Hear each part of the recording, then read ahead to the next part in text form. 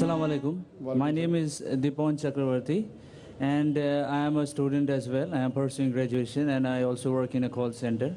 And my question is, why is it important for a woman to marry a third party if she wants to go back to her first husband after her first husband has given her talaq? भाई साहब का सवाल था कि ज़रूरी क्यों है कि अगर एक औरत अपने शोहर के साथ तलाक हो जाता है तो उसे दूसरे से थर्ड पार्टी से शादी करना ज़रूरी क्यों है पहले शोहर से वापस करने के लिए? ये सवाल है। सवाल अभी दोहरा है, जवाब दे रहा हूँ मैं। ये लोगों को गलतफहमी है कि अगर मियाँ बीवी का तलाक होता है और अगर वो फिर से शादी करना चाहते हैं, ये गलतफहमी है लोगों की कि उसको तीसरे से शादी करना फ़र्ज़ है। कुरान में साफ तौर पे लिखा हुआ है, सूरह बकरा में सूरा नंबर 2 आयत नंबर 228 से लेके 242 तक तलाक का पूरा डिटेल दिया गया है, किस तरीके से तलाक दिया जाता है।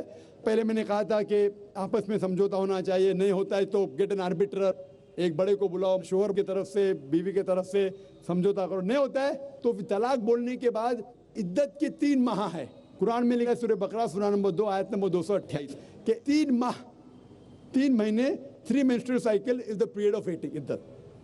3 महीने के बाद the divorce is completed।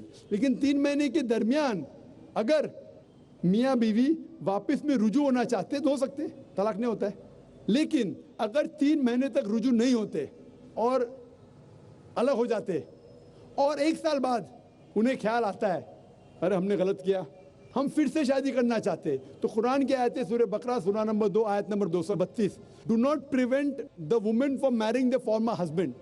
आप औरतों को अपने पुराने शोहर से शादी करने से मत रोकिए। तो वो औरत फिर से अपने पहले शोहर से शादी कर सकती है, लेकिन नया निकाह नया मेहर, न्यू मैरिज न्यू मेहर। No no no, what you are saying is a misconception. I will come to it. लोग समझते हलाला की ज़रूरत है, हलाला जैसी कोई चीज़ कुरान में है नहीं, मैं उसके ऊपर आऊँगा। लेकिन फिर से शादी करने के बाद फिर से इन लोग ज़िंदगी बसर करते हैं, 3-4 साल बाद फिर से कुछ नाइत्तेफाकी होती है, फिर से तलाक। वही तरीके से समझौता करो, बड़े को लेके आओ, तलाक बोलो, 3 माह रुको, फिर जाओ। फिर से 2 साल बाद याद आता है नए वापिस से रहेंगे, फिर से शादी कर सकते, फिर निकाह, फिर मेहर, फिर से झगड़ा होता है।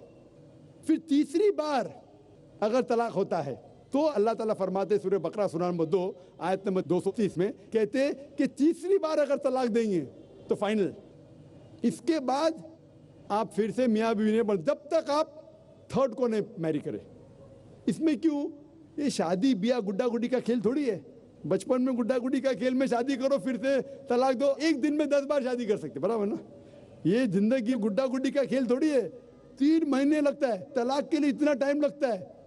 प्राइवेट मीटिंग, फिर बड़े लोग से मीटिंग, फिर 3 माह, फिर जुड़ो प्यार से, एक दूसरे पे कीचड़ मत उछालो, फिर शादी करो। मैंने मेरी जिंदगी में किसको भी नहीं देखा जो सही तरीके से तीसरी बार तलाक हुआ, मैं देखा नहीं अभी तक के। 1 बार हुआ देखा होगा, 2 बार, तीसरी बार तो देखा ही नहीं मैं। ये अगर आप गुड्डा गुड्डी का खेल करते तो फिर 1 बार आपने रिजेक्ट किया, 2 बार रिजेक्ट किया, 3rd बार फाइनल, फिर आप दूसरे से शादी करो। आप प्लान नहीं कर सकते, आप दूसरे से शादी करो और रो। और फिर पता लगा आपको मैं पहले शोहर से नाराज थी, सिर्फ दिन में 6 घंटा देते थे, ये नया शोहर तो 2 घंटा देता है, तो पहला वाला अच्छा। नो, दाल आटे का भाव मालूम पड़ेगा। मेरी माँ मुझसे कहती थी मार्केट जाएंगे तो दाल आटे का भाव, दाल और आटे का भाव, आप समझे ना?